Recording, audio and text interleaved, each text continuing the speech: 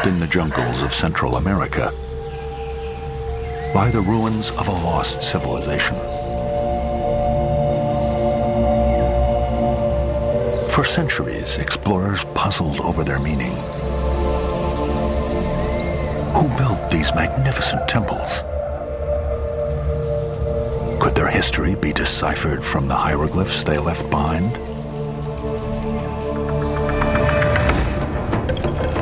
Archaeologists have now uncovered many of the secrets of the ancient Maya. Oh, it's beautiful. Their kings, their cities,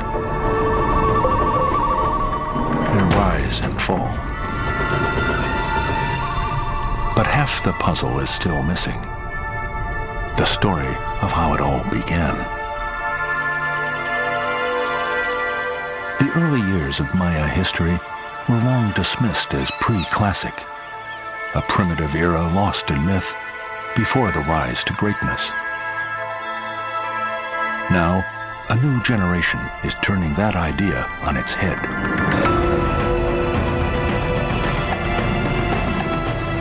In the heart of Guatemala, they are finding a Maya world that flourished 1,000 years before the one they already knew. Almost like finding a new civilization.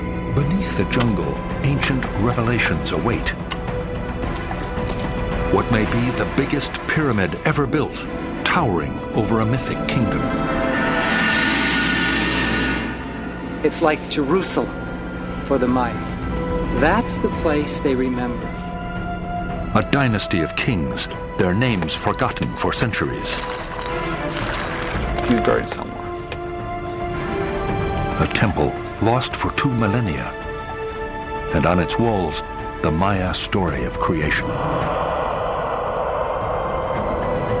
400 BC, 500 BC, 600 BC. This is the final frontier of knowledge about the ancient Maya.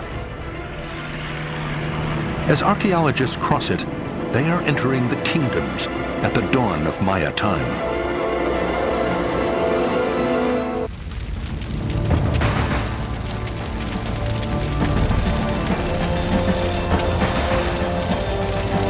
Spring 2003. Fires blaze across the jungles of Guatemala. Many set by farmers and ranchers in search of new land.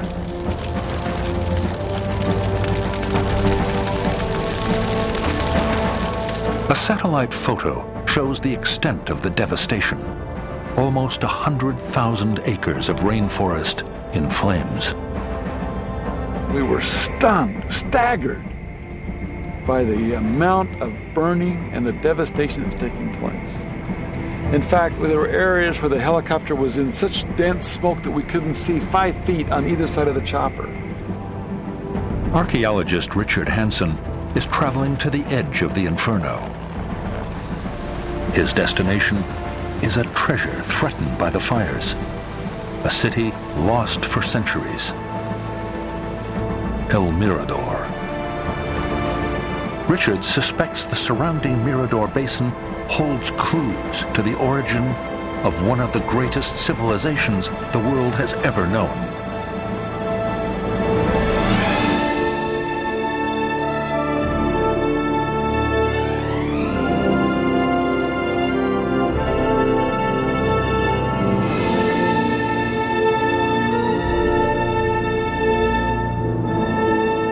Builders of magnificent cities like Tikal and Palenque, the Maya were among the greatest architects of the Western Hemisphere.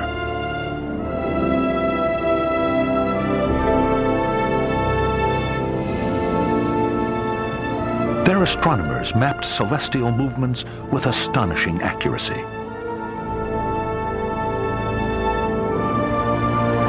Every thought and fact under the sun could be expressed in their intricate hieroglyphs.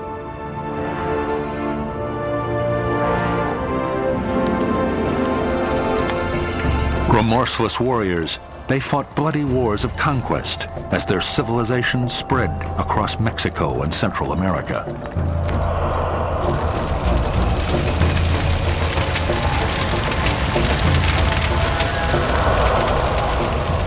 This is the history we know of the classic Maya culture, whose cities flourished between 250 and 900 AD. But archaeologists are now discovering a Maya civilization that existed a full 1,000 years before that, in a time they call the pre-classic. Many of its remains lie buried in the Mirador Basin, in the same Guatemalan jungle now threatened by fire.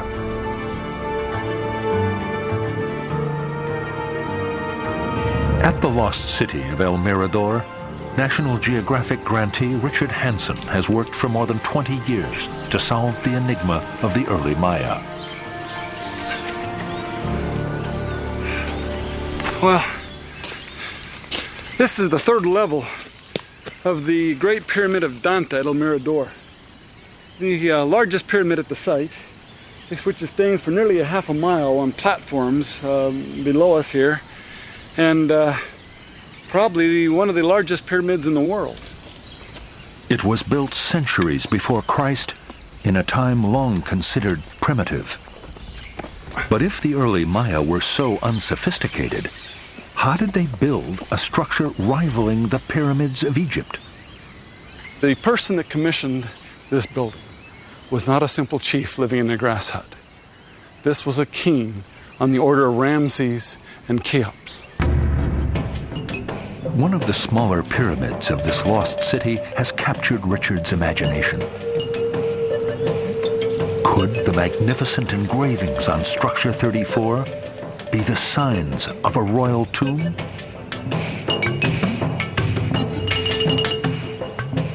This is a large jaguar ear spool in the middle. You see the ear spool here. And it has 3 realistic jaguar claws emanating from a realistic cuticle. Here's another jaguar claw here and another one at the very bottom. The fact that we find this pre-classic jaguar paw coordinates very well with a king who we believe governed from 152 BC to 145 BC. His name was Yoknum Ichak, or Great Fiery Jaguar Paw, and this may be a symbol of this. That's why this building is so interesting to us, because it's possible that this king could be buried here. To test his theory, Richard has brought in the latest ground-penetrating imaging system. Expert John Liu lays cables which will transmit electrical currents through the ground. By measuring resistance, the system will map a section of the pyramid's interior. Will it reveal a chamber?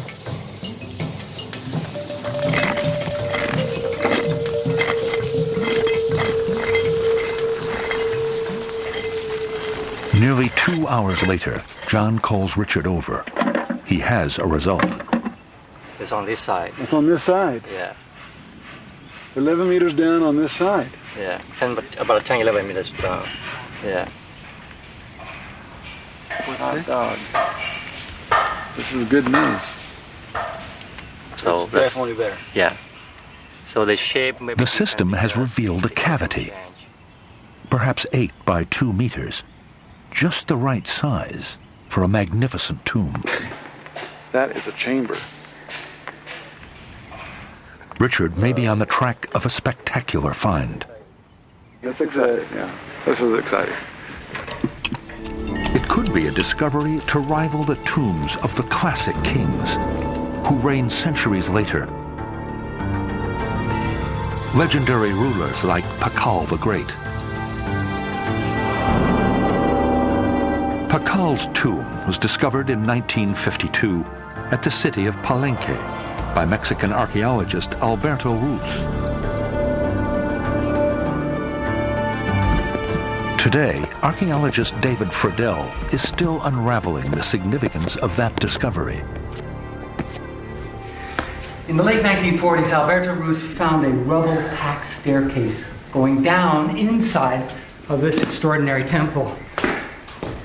He didn't know what he was going to find at this At this juncture, he was in this hole for 3.5 years. But he knew he was taking a trip into the Maya underworld. And at the end of that trip, he found the most amazing thing that any archaeologist has ever found in the Maya world.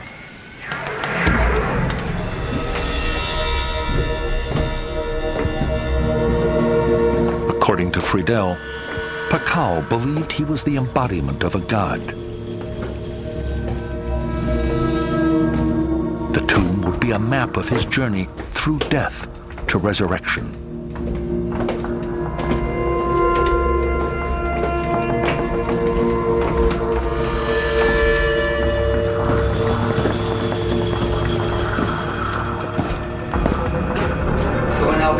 Got to the bottom of this subterranean staircase. He found a stone box right here, and he had to remove it.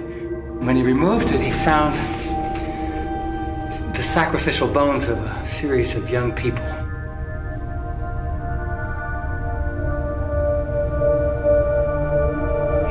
And then he found this huge doorway, triangular, and he pulled it away and peered inside.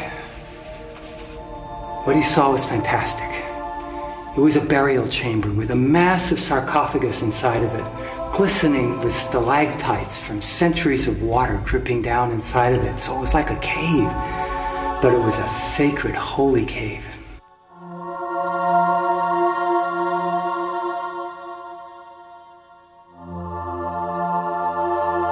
Women would have carefully shrouded Pakal's body in cotton winding sheets.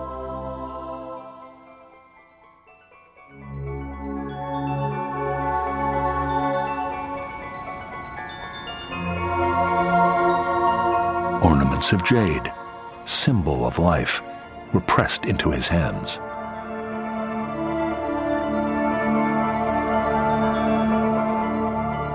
When his body was completely shrouded, it was drenched in red cinnabar, magical effication of blood, the essence of life.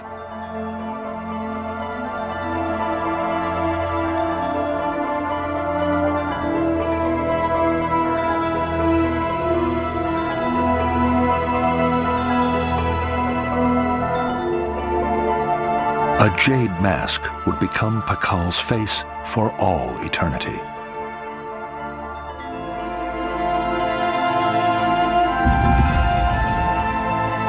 Sealed in his sarcophagus, Pakal began a journey that would end with his rebirth as the god of eternal life, the maize god.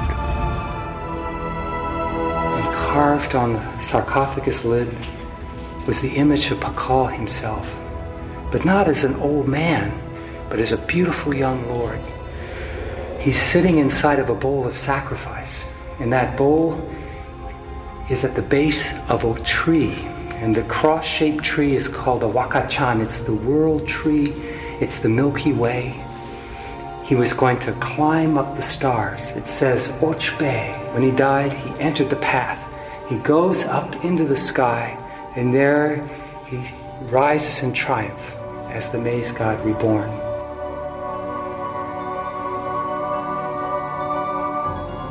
Pakal's journey into the sky would take him back in time to the origins of the Maya world, where he would merge with the gods who created it. Pakal believed these gods were his ancestors, who sprang from a mythic place at the beginning of Maya time.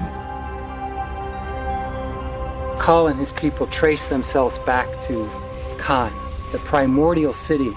Kan was the place of the maize god's birth. That was the place. It really happened. It's like Jerusalem for the Maya. That's the place they remember, this Camelot, this original city at the beginning of the Maya creation. Like Camelot, this creation place was a powerful dream. It would resonate through Maya culture for centuries. But were they thinking of a real place? It's controversial, but Friedel believes they were. The Mirador Basin and the sleeping giant at its center, El Mirador.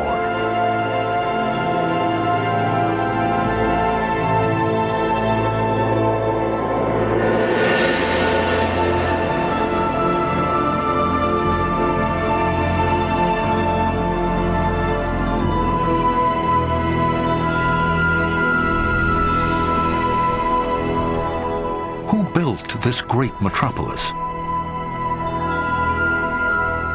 Richard Hansen and his colleagues think they've found some vital clues on beautifully painted pots from around 700 AD.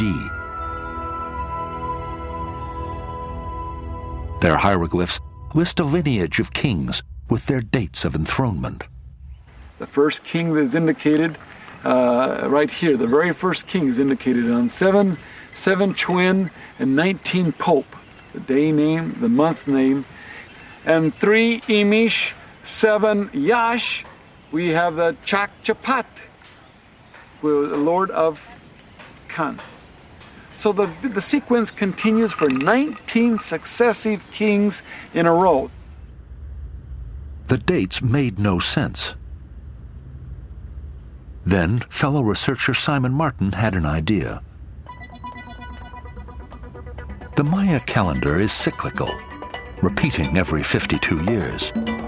What if the pots were talking about kings some earlier cycle of Maya time? What if they pushed the dates back 1,000 years, deep into the pre-classic?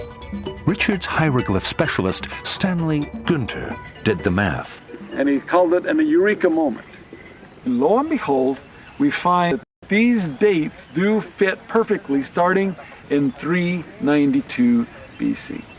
So we think that this indeed is a sequence of kings that is a retrospective history, painted about 700 AD, referring to kings 1,300 years earlier. If the theory is right, they have found a dynasty, 19 early Maya kings previously unknown to history. One of the kings on the pots is known as Great Fiery Jaguar Paw, the same king whose symbol seems to be emblazoned on the front of the temple at El Mirador. We've got about 13 and a half yards into the building now, and that represents about 22 cubic yards of rock that we brought out of there. This is one of the really tough parts of my archaeology because it's hot in these tunnels. There's no movement of air to speak of. You're confined, it's dangerous.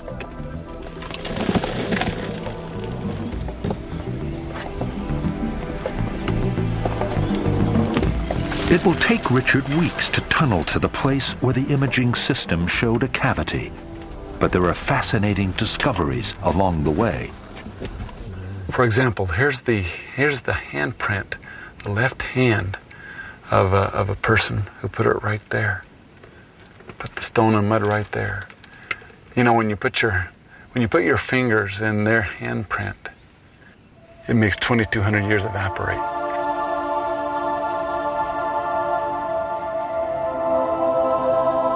As Richard digs, more clues to the grandeur of pre-classic kings are coming from beyond the Mirador Basin.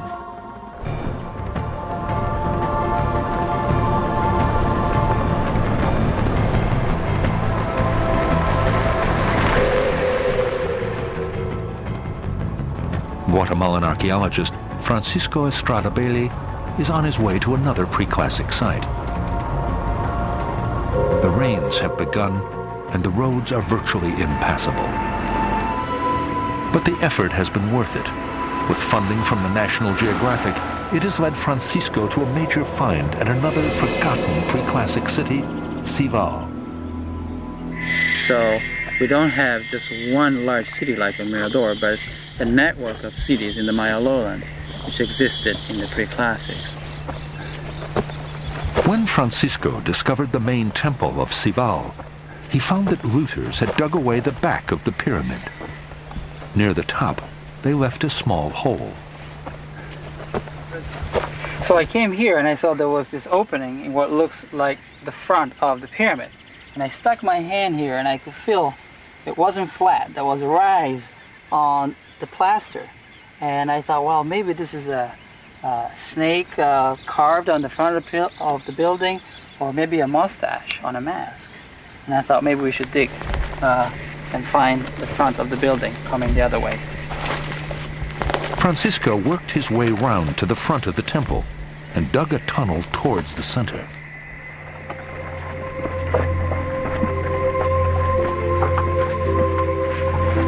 From the Luder's Trench, I was touching this wall, and I felt this right, and it felt like some sort of decoration. I could never imagine would cover something this wonderful.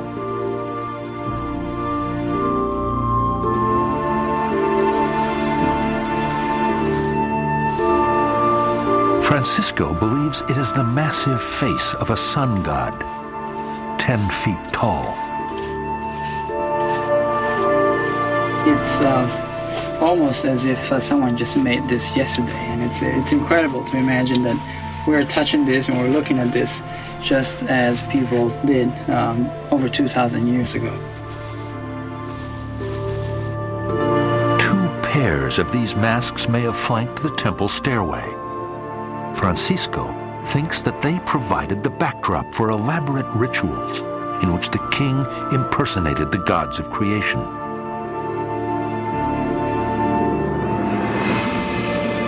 With godlike powers, these early Maya rulers could commission vast construction projects. Richard Hansen's team has discovered how they did it. He has found their quarries. We excavated the quarries and recovered the tools found in the quarries and replicated those tools with our stone tool experts so that we could actually try to replicate the pattern in the stone.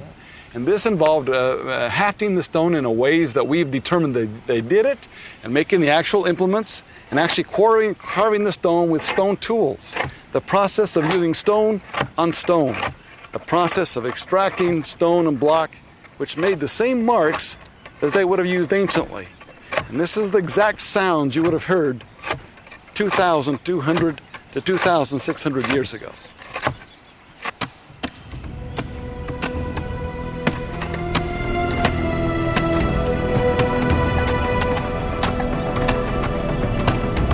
Thousands worked backbreaking days in quarries like this, cutting and carrying stones that weighed up to 1,000 pounds.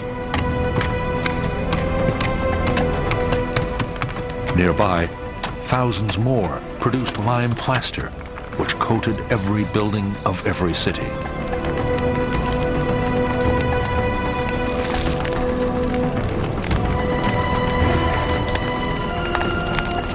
This was construction on an epic scale.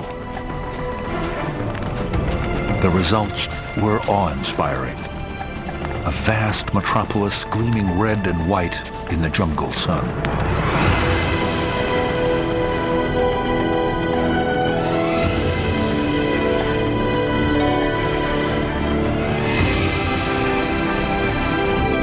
El Mirador.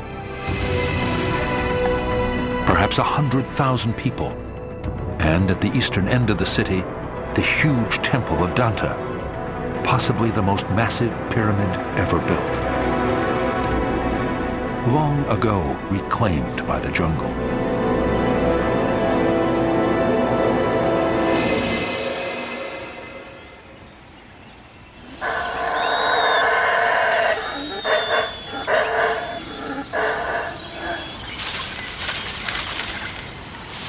Like all rainforests, the Mirador Basin is rich in life, but its soil is poor.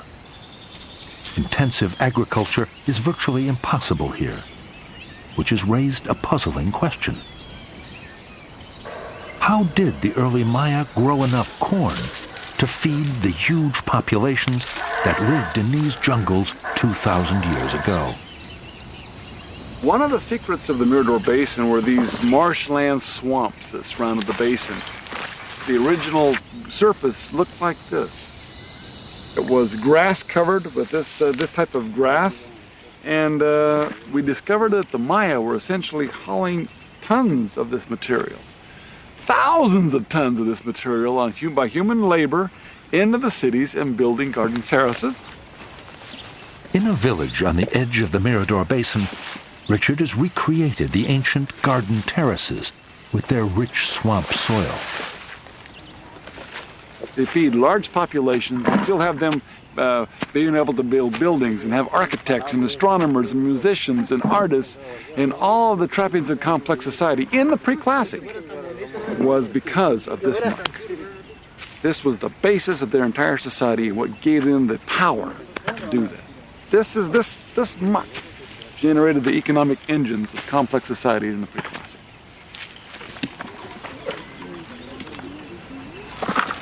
We know now how they lived, but stones and earth can't tell us what they thought. What did the early Maya believe?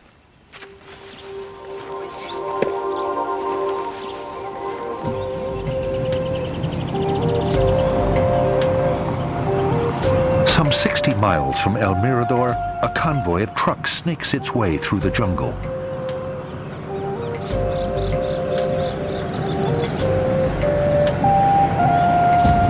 They are on their way to the much smaller city of San Bartolo. San Bartolo was never more than a minor outpost. Yet it is here that archaeologists have found a way to understand the early Maya vision of their universe.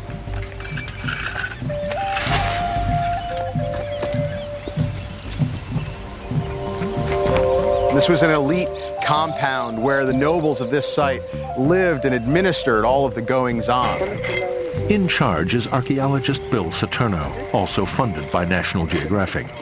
He found the remarkable ruins of San Bartolo after a grueling trek through the jungle. Bill quickly discovered he was not the first to arrive here. When we arrived at San Bartolo, it was completely clear that the looters had had a long and enduring presence here. Of the 100-some-odd mounds we have at this site, every single one of them is pierced at least once by a looter's excavation like this.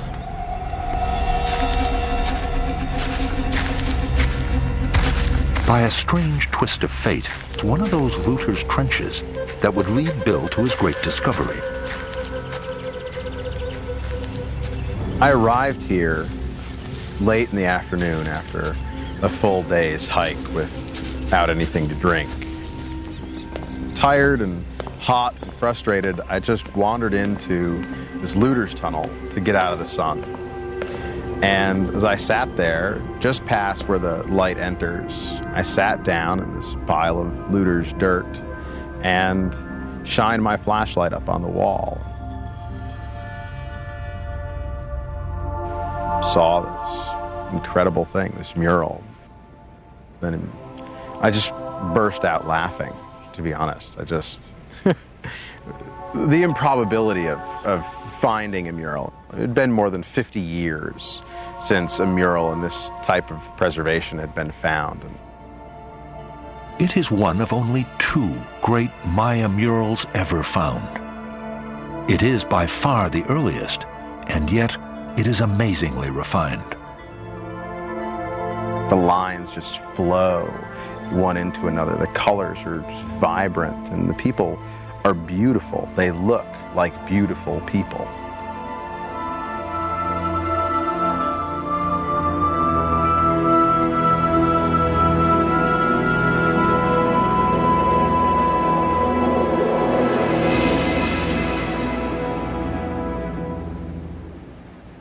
To help unravel the mural's meaning, Bill invited artist Heather Hurst to make an exact reproduction. She had just spent 2.5 years painting the other great Maya mural found at Bonampak in 1946. Could not believe what he had found. Not only had he found a mural, but he'd found an early mural that was nothing like anyone had ever seen.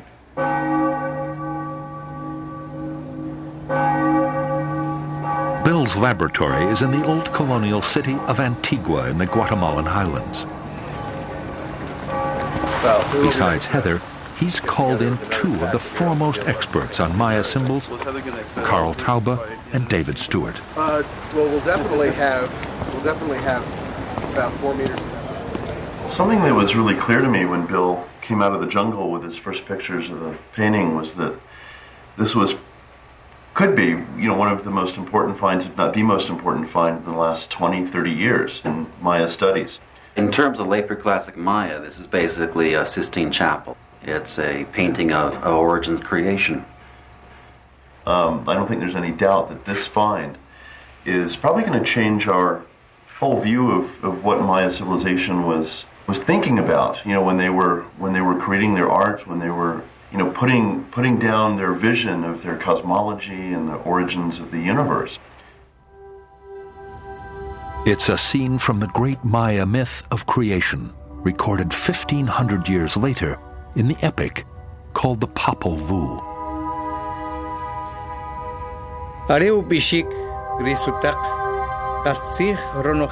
This is the beginning. There is not yet a person, an animal, meadow, forest. Only the sea pooled under all the sky. It is at rest. Only the god called Heart of Sky.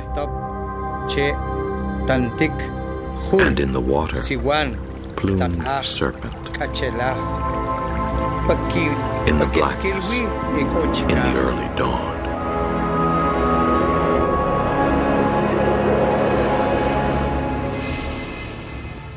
The myth tells the story of the god of maize. He is the deity at the center of the Maya cosmos, responsible for the corn on which all life depends. The maize god descends to the underworld, where the lords of death kill him. They hang his head in a tree. Years later, his children, the hero twins, come in search of him and defeat the lords of death. Magically resurrected, the maize god returns to the surface of the earth. As he emerges, the first day of the world dawns.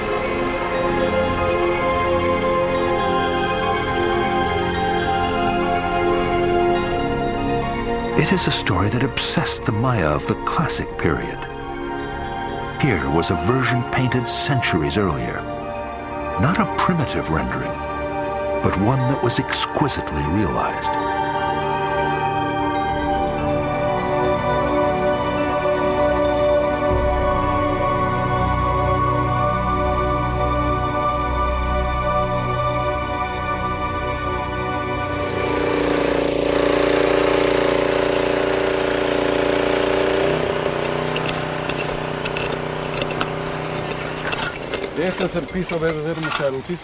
At El Mirador, Richard Hansen and his team have been digging for nearly a month.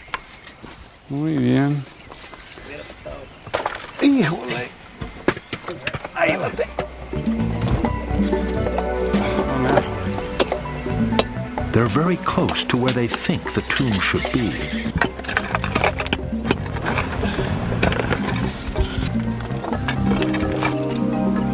He's buried somewhere. Now we just want to be the ones to find it. We don't understand, I need to understand what the resistivity is on some of these readings.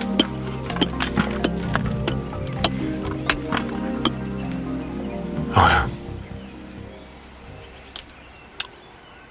We'll keep going.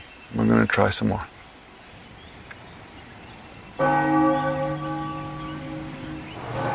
That's the same sort of thing. In the Guatemalan highlands, persistence is paying off. Nothing like this. Faded out. The line in it. They are studying an unexpected detail in the mural of San Bartolo. Writing.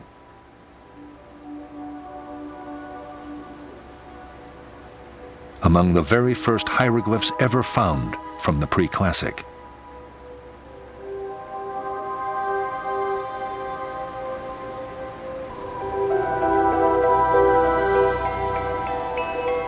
Well, it's really hard to overstate the importance of these glyphs here. We've never found murals that have had paintings with glyphs like this. They're very ornate. There's calligraphy here. There's artistry that we just have never seen in any other kind of discovery. The pre-classic Maya could regain their voice if only David Stewart could read their text. Perhaps the most brilliant hieroglyph reader of his generation, David knows what marvels can be revealed when lost writing is deciphered. He also knows that making sense of unknown symbols can take decades, even centuries. For Maya writing, it's an epic story that began in Mexico in 1549.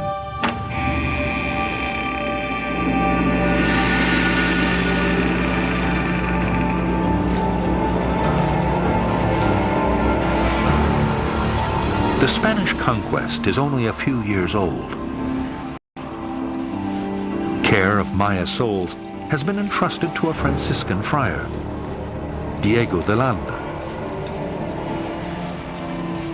Landa struggles for years to convert the Maya to Christianity and wean them away from what he sees as the satanic practices of idol worship and human sacrifice. You have to consider Maya human sacrifice from within their own frame of mind, that blood was required for the continuation of cycles of agriculture. So although we may look at blood sacrifice as this horrific occurrence, for the Maya it was very necessary. The arrival of Christianity didn't decrease Maya devotion to blood sacrifice. It seemed to reinforce it. Now, in comes a Christian God, and with that Christian God, new images of blood sacrifice. In this instance, Christ being crucified.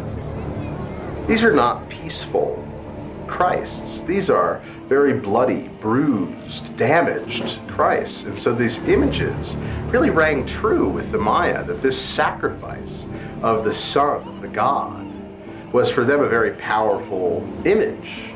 And they took it upon themselves to do very similar things. To his horror, Landa heard that Maya rituals had taken a grisly new turn. Children were being crucified.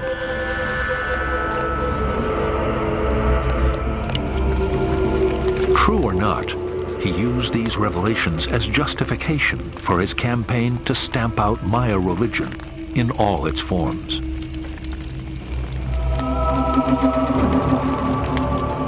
He ordered the burning of their sacred texts. He humiliated the accused as their religious icons were destroyed.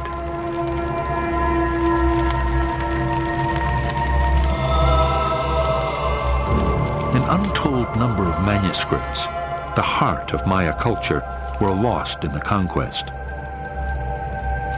Before long, all knowledge of their hieroglyphs had disappeared.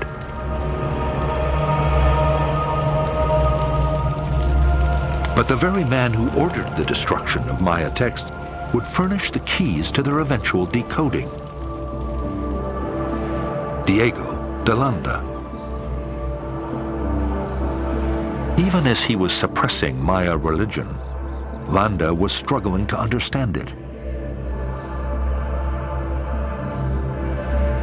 Well, what he was doing was, like many of his contemporaries, he was writing a manual for other priests to know the native religion in order to stamp it out. One day, Landa asked a scribe to write down what he called an ABC of Maya, an alphabet of hieroglyphs.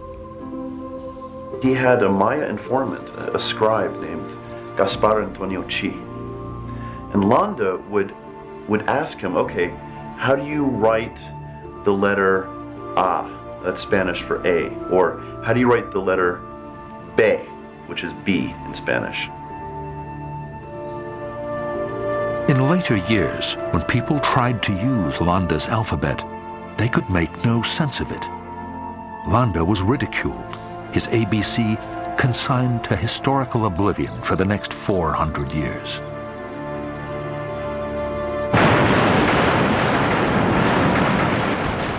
Spring 1945. In the final days of the Second World War, Soviet troops have closed in on Berlin. Many of its buildings are in flames.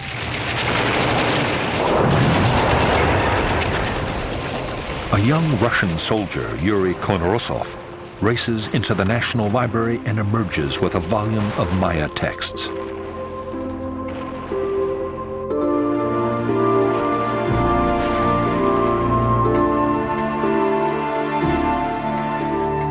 Konarasov is a student of languages. Back in Russia, he immerses himself in his rescued Maya writings.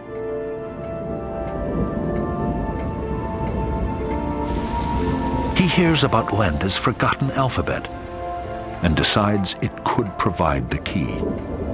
For years, Konarasov struggles with the document. Then, never having seen a Maya ruin in his life, he finally makes sense of Landa's ABC. He has broken the Maya code at last.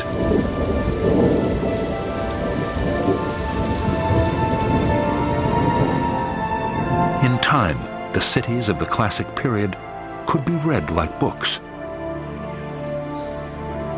The walls of ruined buildings were a record of their lives,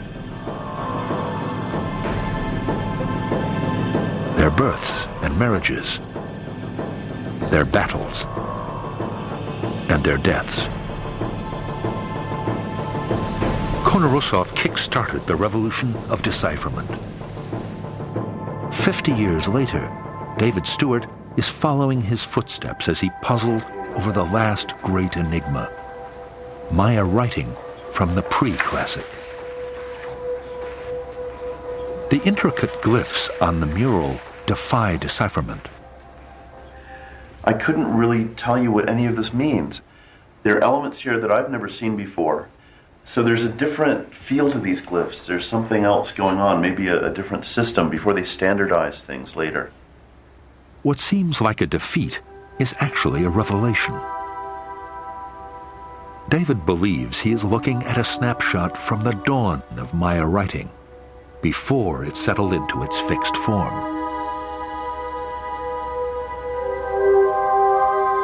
For the moment, its meaning remains a mystery, with one important exception. The exciting thing about this particular text, though, is the very last glyph. And this is the way this scribe at San Bartolo wrote it. This is the glyph that is actually very recognizable from later examples as the word ahau, which means lord or noble or king. It is one of the earliest written records of a pre-classic Maya king.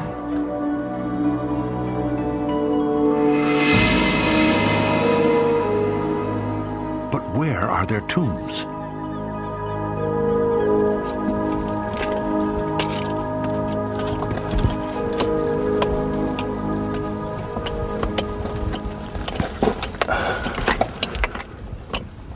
At El Mirador, Richard and his team have tunneled deep into the Jaguar Temple, finally arriving at the place where the imaging system showed a cavity.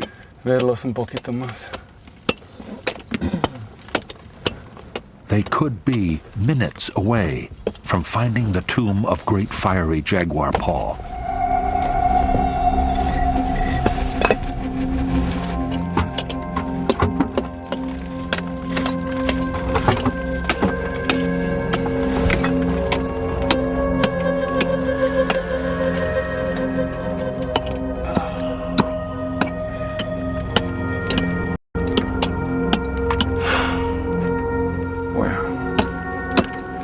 I just broke to the cell wall. No hay otro, no. ¿Será que otro ahí? Or ya rompimos esta? We broke through here. We found more fill and rubble. There should have been a chamber or something on the other side of this wall. This is a setback. There should have been something there. So the fact that it's not there tells us that the elusive Khan kings are still elusive. Does it mean that Richard's mysterious dynasty of lost kings is mythological after all? Richard is sure they're real. He is not going to give up that easily. At another temple, he prepares to excavate next season. Maybe one of our Maya kings is located in this thing.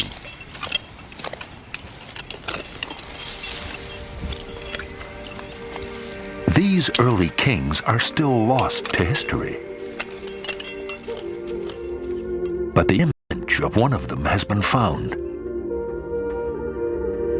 It's the latest revelation of the San Bartolo mural. Just above the glyph that means Lord is the painting of a pre-classic king, possibly the earliest ever found.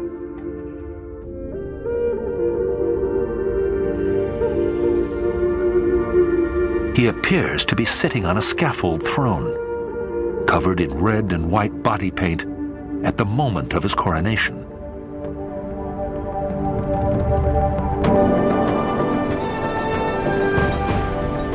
The ceremony would have been spectacularly stage-managed. High on a temple top with his people gathered below, the new ruler received a sacred bundle, perhaps a symbol of kingship. Beneath him, sacrifices recalled the death and rebirth of the maize god.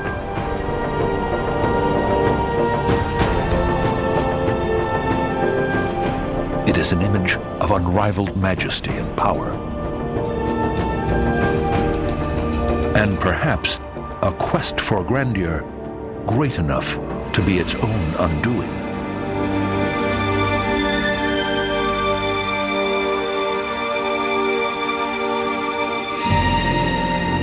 In the 2nd century AD, many of the cities of the Mirador Basin collapsed.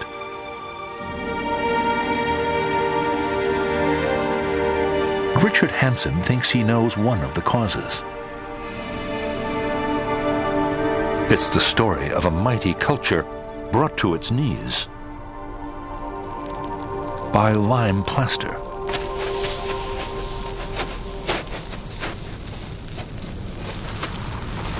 What did it cost to give every building, every temple, its thick, gleaming surface? To make their plaster, the Maya heated limestone on wood-burning kilns. But only freshly cut trees burned hot enough, and it took a huge quantity of green wood to make relatively little plaster.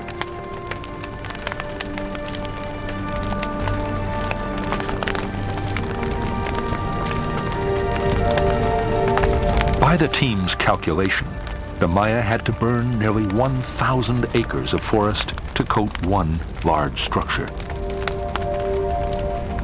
There were hundreds of buildings at El Mirador, and they were always making them bigger. This is the first floor of this building. It comes right up to the stairway here, a brightly red painted floor, very hard, extremely durable, and about 9 centimeters thick. But then, all of a sudden, shortly, they added another floor immediately on top of this one, 20 centimeters thick. And imagine the wood and the manpower and the amount of stone required to make that much lime.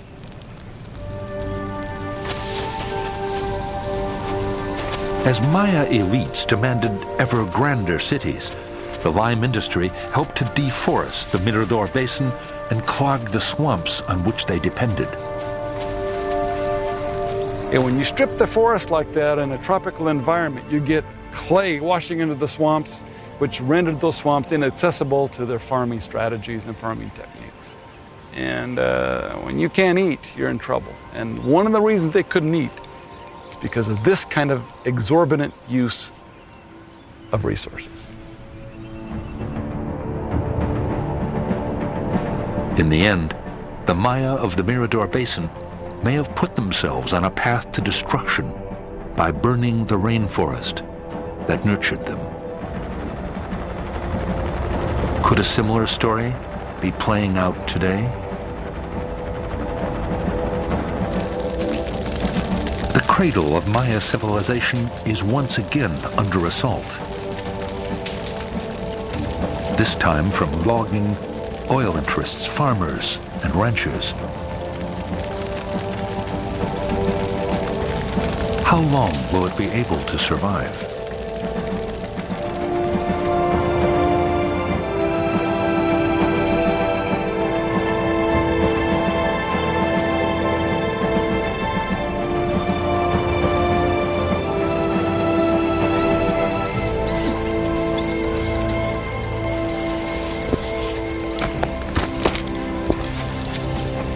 Richard Hansen is fighting to have the Mirador Basin established as a wilderness archaeological preserve.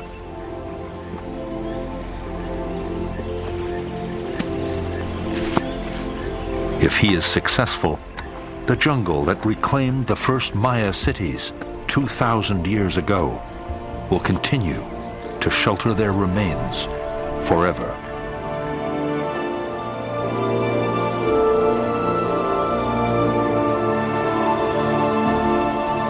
Every time I come out here, I still am amazed, astonished at the human saga that took place here.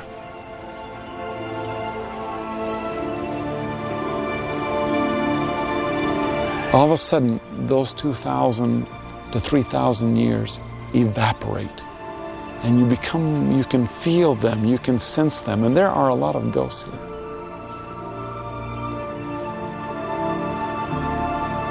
This should be a monument to humanity. This should be a monument to nature as well, and I hope someday that this can stay pretty much the same as we see it now.